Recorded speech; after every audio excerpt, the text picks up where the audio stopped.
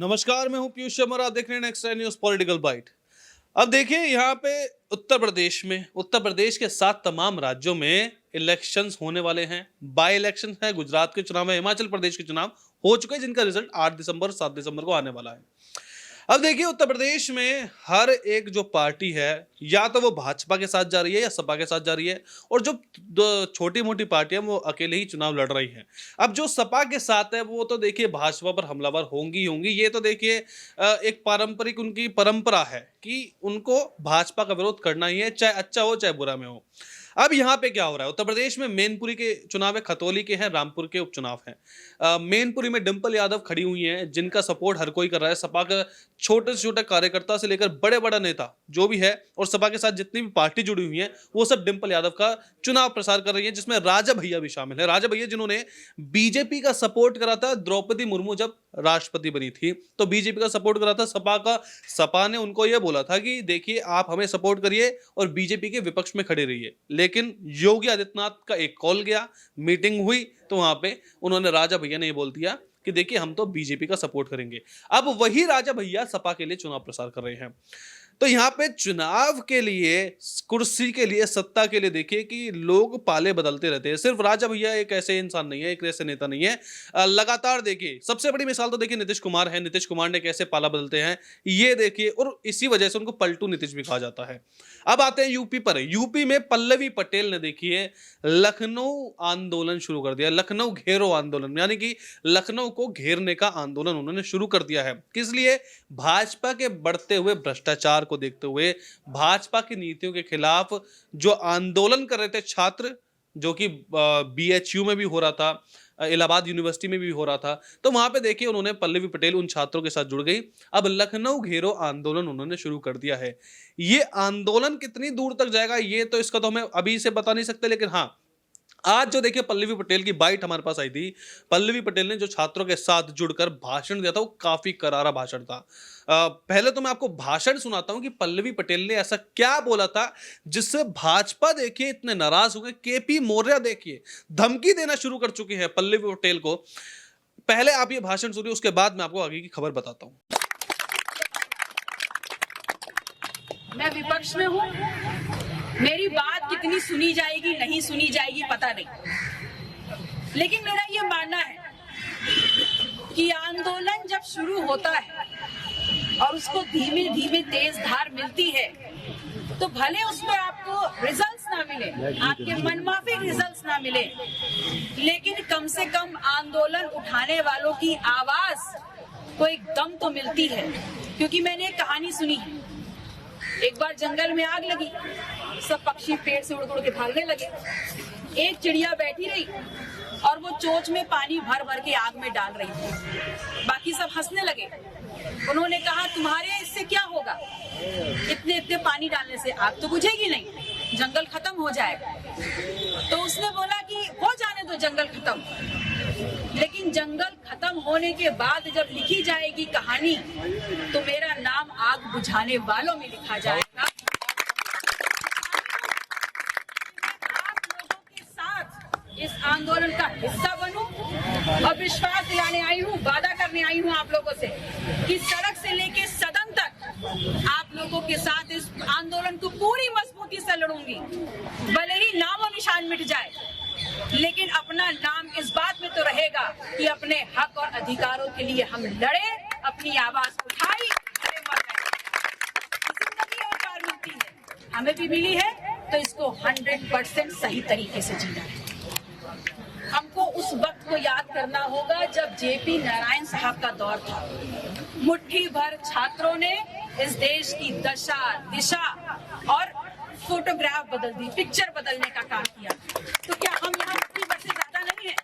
हम बहुत ज्यादा है। और अगर आंदोलन बीएचयू में भी चल रहा है, सब यूनिवर्सिटी में चल रहा है, तो आइए एक बार मिल करके लखनऊ घेरने का काम कर देते हैं। या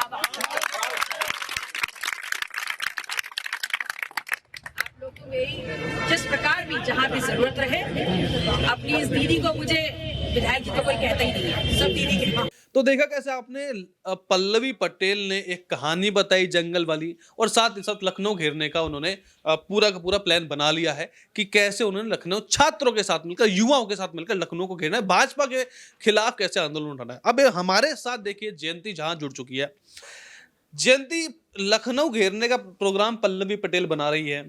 पल्लवी पटेल का मैं अपने दर्शकों को बताना चाहता हूं कि ये पहला आंदोलन नहीं है। वो अपने पिता के लिए बार बार आवाज उठाती रहती है कि कैसे सोनेलाल पटेल जो थे उनको मरवाया गया, या वो उनके आकस्मिक मृत्यु हुई थी, एक्सीडेंट हुआ था जो उनका। तो इसलिए अब आंदोलन पहला नहीं है, दूसरा भी नहीं है, काफी आंदोलन कर चुके हैं, लखनऊ घेरने की बात कर चुकी है।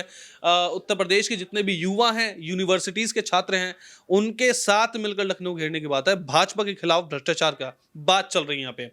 अब आप हमें बताइए कि कैसे देखिए इतनी बड़ी जो राजनीति चल रही है उत्तर प्रदेश में, क्योंकि इस वक्त चुनाव है। अब चुनाव के वक्त ये क्या एक पॉलिटिकल स्टंट कह सकते हैं इसे, या सच में पल्लवी पटेल की भ्रष्टाचार के खिलाफ, भाजपा की कुरीतियों के खिलाफ ये जो आंदोलन हो रहा है, क्या सच में ऐसा है? देखिए, पॉलिटिकल स्टंट की अगर मैं बात करूं पीयूष, तो पॉलिटिकल स्टंट कौन नहीं खेल रहा है अभी इस वक्त चुनाव के लिए? हर पार्टी पॉलिटिकल स्टंट खेलेगी। अभी की बात कर लीजिए तो एक तरफ केशव प्रसाद मौर्य ये कह चुके हैं कि मुलायम सिंह यादव का प्रधानमंत्री नरेंद्र मोदी बहुत सम्मान करते थे, इसलिए 2019 तक चुनाव प्रचार करने के लिए नहीं गए थे। लेकिन अब उनका निधन हो गया है तो वहां ताकत झोंक रही है बीजेपी। तो क्या सम्मान खत्म हो गया है अब? तो वो एक पॉलिटिकल स्टंट है। बीजेपी भी पॉलिटिकल स्टंट खेलती है और अखिलेश यादव भी पॉलिटिकल स्टंट खेल रहे हैं। नहीं, खेलता तो हर कोई है, हर कोई खेलता है, हर कोई खेलता है। ऐसा कोई नहीं है कि बीजेपी नहीं खेलती है, सपा खेलती है, या सपा नहीं खेलती बीजेपी खेलती है। लेकिन यहाँ पे बात हो रही है कि छात्रों की, देखिए एक तो जिंदगी की बात है, छात्रों के जो राइट्स है उनकी बात है। तो यहाँ पे क्या नेताओं को ये समझना चाहिए कि देखिए किसी के दुखों को आप सीढ़ियां बनाकर अपने राजनीतिक मंशा नहीं पूरी करनी चाहिए आपको, या फिर सच में पल्लवी पटेल जो है वो देखिए पल्लवी पटेल क्यों मशहूर हुई थी? पल्लवी पटेल इसलिए मशहूर हुई थी क्योंकि उन्होंने केपी मौर्य को डिप्टी सीएम को हरा दिया था, उन्हीं की सीट से, सिरातू सीट से हरा दिया था। तब से देखिए पल्लवी पटेल काफी एग्रेसिव हो चुकी है जब से सपा में आई है। तो यहाँ पे उनकी मंशा क्या है? क्या सपा के साथ जुड़कर उनकी एक आइडियोलॉजी हो चुकी है कि बीजेपी के हर काम को रोकना है? क्या ऐसी कोई आइडियोलॉजी हो चुकी है, या सच में भाजपा इतना भ्रष्टाचार से लिप्त है? वो भाजपा सरकार जो कि उत्तर प्रदेश में देखिए कितना इंफ्रास्ट्रक्चर, क्योंकि अगर हम बात करें इंफ्रास्ट्रक्चर की तो लगातार कंपनी आ रही हैं। अभी 1 लाख करोड़ की इन्वेस्टमेंट की बात करिए योगी आदित्यनाथ ने। तो क्या वो सब जुमला है, या सच में पल्लवी पटेल भ्रष्टाचार के खिलाफ लड़ाई लड़ रही है? देखिए, भ्रष्टाचार के खिलाफ पल्लवी पटेल लड़ाई लड़ रही हैं, ऐसा साफ साफ यहाँ पर दिखाई दे रहा है। उसके पीछे उनकी मंशा क्या है वो आगे जाकर जाहिर हो जाएगी। अगर किसी ने, मान लीजिए सपोज कीजिए आप, अगर बीजेपी ने ही उन पर हमला किया तो बीजेपी ऐसे ही तो हवाई हमला नहीं करेगी, कोई ना कोई सबूत जरूर आएगा। तो तब की बात तब पता चल जाएगी कि भ्रष्टाचार के खिलाफ वाकई में उनकी मुहिम चल रही है, या फिर महज एक जुमला दे रही हैं वो सीधा मोदी जी की तरह। तो देखिए, अभी इस वक्त की मैं बात करूं तो पल्लवी पटेल और अखिलेश यादव दोनों मिलकर यूपी में विपक्षी एकता को मजबूत करने का काम कर रहे हैं। आपने सुना होगा अभी जो हाल ही में बयान दिया पल्लवी पटेल ने, उन्होंने कहा कि मैं विपक्ष का हिस्सा हूं। तो उन्होंने साफ तौर पर ये जाहिर किया है कि अखिलेश यादव के साथ अंत तक मिलकर लड़ेंगी और सीधे तौर पर योगी आदित्यनाथ को यहाँ पर मुकाबला वो देंगी। तो देखिए, अखिलेश यादव तो लगातार हमला करते ही रहते हैं, और अखिलेश समाजवादी पार्टी की सीट पर ही पल्लवी पटेल लड़ी थी, सिरातू सीट, जहां से उन्होंने केशव प्रसाद मौर्य को हराया। तो देखिए, ये अभी जो वो मुहिम चला रही हैं, ये अपनी पार्टी को तो मजबूत करने का काम है ही, समाजवादी पार्टी को ये एहसास दिलाने का काम है कि हम अभी भी आपके साथ हैं और आगे जाकर भी आपके साथ ही रहेंगे। बीजेपी के खिलाफ पूरी विपक्षी एकता है, और जो विपक्षी एकता है उसमें पल्लवी पटेल की भी अहम भूमिका नजर आई। नहीं, बिल्कुल, देखिए पल्लवी पटेल की जो भूमिका है वो तो अहम है ही। क्यों? क्योंकि देखिए समाजवादी पार्टी हर एक छोटी पार्टी को अपने साथ लेना चाहती है जो कि भाजपा से टक्कर ले पाए, क्योंकि पल्लवी पटेल काफी लोकप्रिय चेहरा बन गई है उत्तर प्रदेश का। वो सिर्फ सिरातू तक देखिए सीमित नहीं है, सिरातू से बाहर भी पल्लवी पटेल की पहचान है, पटेल समाज जो है पूरे उत्तर प्रदेश का। क्योंकि आपको पता होगा कि यहाँ पे उत्तर प्रदेश की राजनीति जो है वो गुजरात से चलती है, क्योंकि देखिए अखिल भारतीय यादव महासभा जो है वो गुजरात में कार्यरत है, और जितने भी यादव समाज है पूरे उत्तर प्रदेश का, जो गुजरात से फैसला आता है वही करती है। तो यहाँ पे पटेल समाज भी जो है गुजरात से जो फैसला आता है वही पटेल समाज भी करता है। तो इसलिए उत्तर प्रदेश की जो राजनीति है उसमें काफी सक्रिय है पल्लवी पटेल काफी पैठ रखती है और भाजपा की नीतियों से लोहा लेने का काम पल्लवी पटेल हमेशा करती रहती है। देखना ही होगा कि अब पल्लवी पटेल की जो ये लखनऊ घेरो जो नीति है, आंदोलन जो है, वो कितना सफल रहता है। क्या अखिलेश यादव की तरह उनको बीच में पुलिस द्वारा, योगी सरकार की जो पुलिस है, उनको रोक दिया जाएगा? देखने वाली बात होगी। अगर ये वीडियो आपको अच्छी लगे तो इस वीडियो को लाइक कीजिए, शेयर कीजिए, हमारा चैनल सब्सक्राइब कीजिए। तब तक आप देखते रहिए next time news political bite.